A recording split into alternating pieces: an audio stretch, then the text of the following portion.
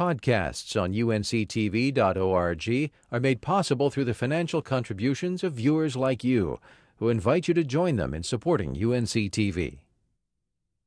The Kate B. Reynolds Charitable Trust was established in 1947 to improve the quality of life and health for the financially needy in North Carolina.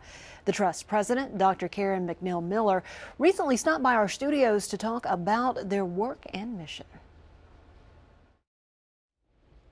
Karen McNeil-Miller, welcome to North Carolina Now. Thank you. Thank you for having me. Now, you are the president of the Kate B. Reynolds Charitable Trust. Give our audience a little bit of background about the trust and its mission. Well, the trust was started in 1947 by the will of Mrs. Kate Gertrude Bidding Reynolds. Mrs. Reynolds was a kind of a socialite during her time, but a woman ahead of her time. And when she died, she left a trust that provided for 75% of the assets to be used for the benefit of the financially needy in health care in North Carolina, and 25% to focus specifically in Forsyth County for the needs of the poor and needy. And so we've been at it for now 63 years.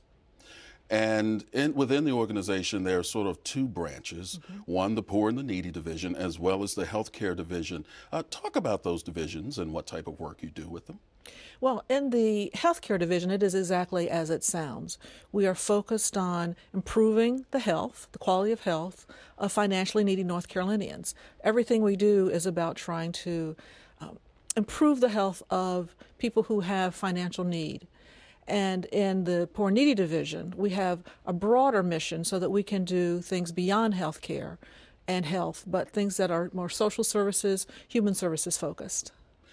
The Kate B. Reynolds Charitable Trust made a strategic shift, if you will, from grant making to change making. What does that mean, and how have you gone about doing that?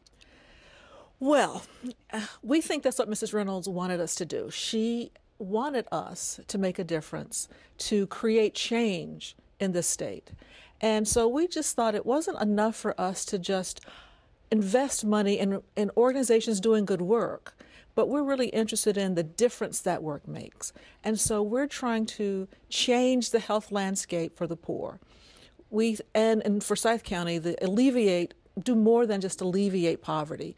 We think that while that is helpful, for the long term, it doesn't create change. So we want to eradicate poverty, if we can be so bold to say that, as opposed to just alleviate the symptoms and make it easier for people to live while in poverty.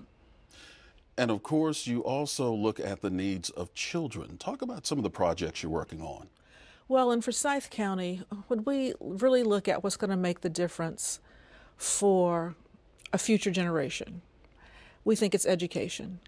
And while there are lots of people in our county and across the state doing lots of fine work at high school dropout rates at the high school level, we're actually going to go on the other end. We want to address the high school graduation rate from the pre-kindergarten level. So we want to focus on children and kindergarten readiness, not only for them to be ready for kindergarten, but that the systems that will be accepting them are also ready for them.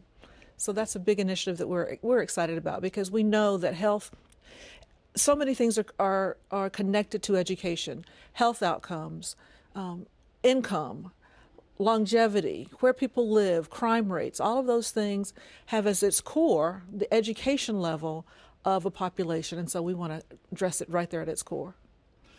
Of course, many organizations have been dealing with the economic challenges that have taken place. How has it impacted your organization? Have you been able to keep up with the projects that you've had? You've been able to provide the funding that you need, or have you had to hold back? A little bit of all of those. We certainly honored all of the commitments we made pre the economic downturn. So with many of our long-term grants that were 3 to 5 years, we honored those. And so in doing so, it left us fewer new dollars to invest and distribute. So we have pulled back the last 2 years and are now starting to see our revenues come back so that we can do longer term and greater investments again.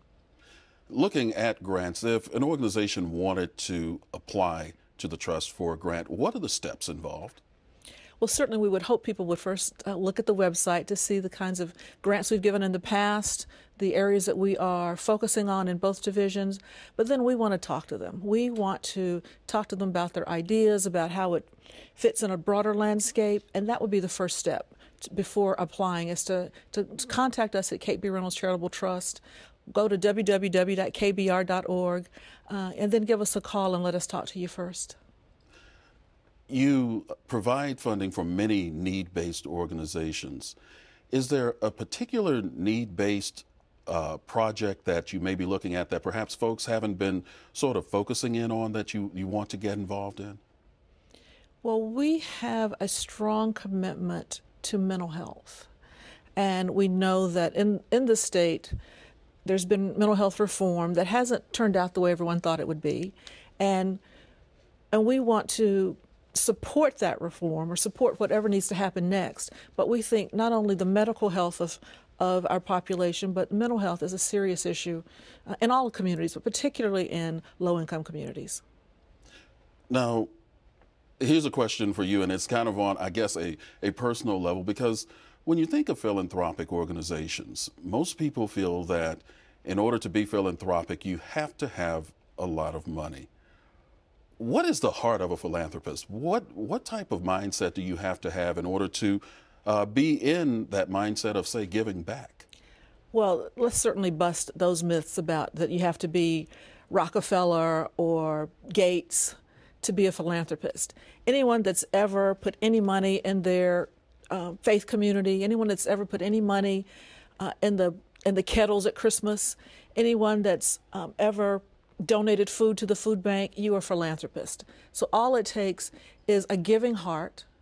And then what I would ask people to do is what we're doing is be specific, focus. What change do you want to see? What impact do you want to have?